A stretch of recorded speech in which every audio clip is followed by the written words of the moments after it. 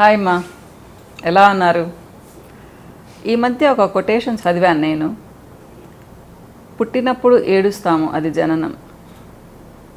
చనిపోయేటప్పుడు ఏడుస్తారు, అది మరణం. మధ్యలో ఎంతమందిని ఏడిపించకుండా నువ్వు బ్రతుకుతావో అది నీ జీవితం అనేసి కదా. ఎంత బాగుంది కదా. ఎంతమంది ఉంటున్నామ్మా ఇలా చెప్పండి. నాకైతే అది చదివిన తర్వాత చాలా నచ్చింది, కళ్ళలో నీళ్ళు వచ్చేసాయి. అంటే చిన్న చిన్న వాక్యాలు, కానీ ఎంత టచింగ్గా ఉంది కదా ఇది. నిజమే, పుట్టినప్పుడు మనం ఏడుస్తూ పుడతాం. అమ్మా నాన్నలు ఎంత బాగా మనల్ని అసలు ఏడిపించకుండా ఉండాలని చూస్తారు. అలాంటి అమ్మా నాన్నల్ని పెద్ద అయిన తర్వాత మనం ఎంతమందిని బాగా చూసుకుంటున్నాము. నిజంగా అమ్మా నాన్నల్ని చూసుకునే వాళ్ళు అసలు మనుషులే కాదనుకుంటాను నేనైతే. నాకు వాళ్ళతో మాట్లాడాలని కూడా అనిపించదు. నాకు అంత హేట్రెడ్నెస్ వాళ్ళతో. నేను చాలా దూరంగా ఉంటాను మా అలాంటి వాళ్ళకి. అంటే మనం ఎంత విసిగిచ్చినా, ఎంత అల్లరి చేసినా, ఎంత సర్వీస్ చేస్తారు మనకి. అలాంటి అమ్మా నాన్నల్ని మనం అస్సలు పట్టించుకోము. మన బిడ్డల మీద ఉంటుంది. కానీ నేను గొప్పగా చెప్పుకుంటాను, మా అమ్మ నాన్నల్ని నేను చాలా బాగా చూసుకున్నాను. కాకపోతే లేరు ఇప్పుడు వాళ్ళు. ఉండుంటే ఇంకా చాలా బాగా చూసుకొని ఉండేదాన్ని. ఇకపోతే వెళ్ళేటప్పుడు, మనం వెళ్ళిపోయినప్పుడు ఏడుస్తారు, మన దగ్గర వాళ్ళు ఏడుస్తారు కదా. అందరూ బాధపడాలి అంటే మనం అప్పుడు అంత గొప్పగా బ్రతికుండాలి కదా. నీ చుట్టూ ఉన్నవాళ్ళు ఒక 50 మంది ఆడవాలి అంటే నువ్వంత మంచి దానివి అయి ఉండాలి, లేదా మంచి వాడివి అయి ఉండాలి.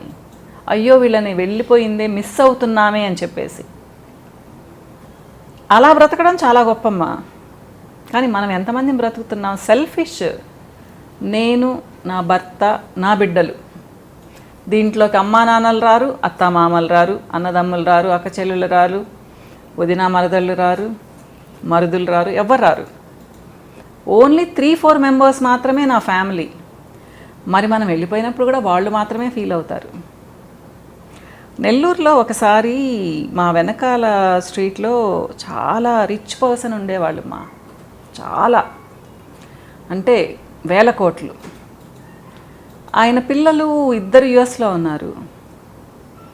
ఆయన చనిపోతే 4 కూడా లేరంటమ్మా. నేను వెళ్ళి చూడలేదు.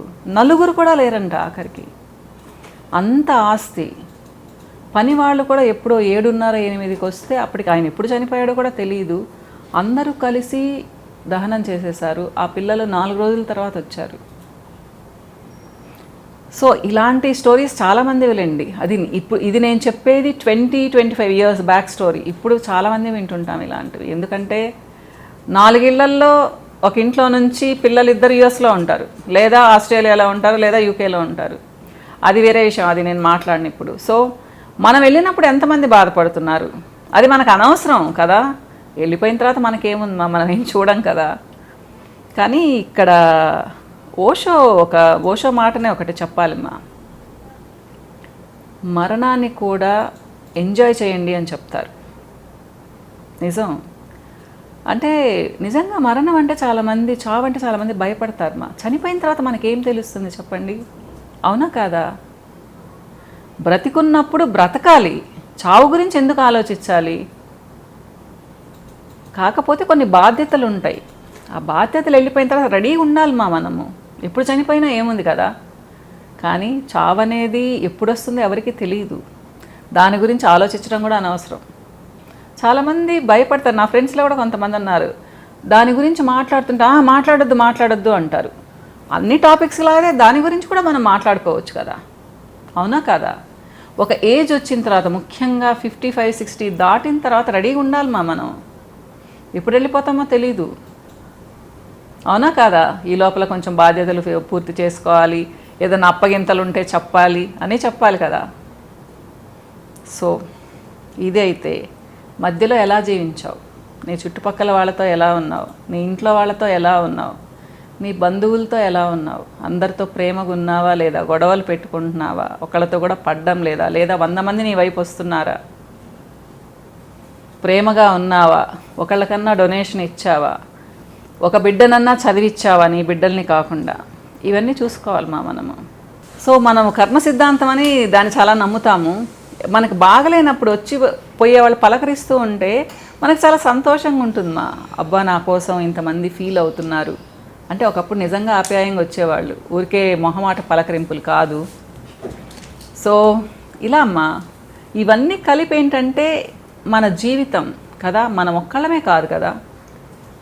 సో ఇదిగోండి నా మనవరాలు వస్తూ ఉంది, పోతా ఉంది, తిరుక్కుంటూ ఉంది అనమాట. అది బాగా నడకొచ్చేసింది, చిన్న చిన్న మాటలు వస్తున్నాయి.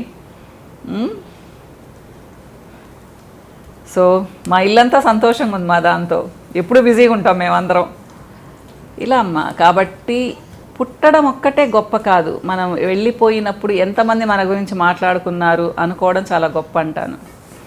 సో నచ్చింది అనుకుంటాను మీ టాపిక్, కానీ ఇది చాలాసేపు మాట్లాడాలని ఉంది కానీ ఇంకొద్దులేండి. ఓకే, బాయ్ మా.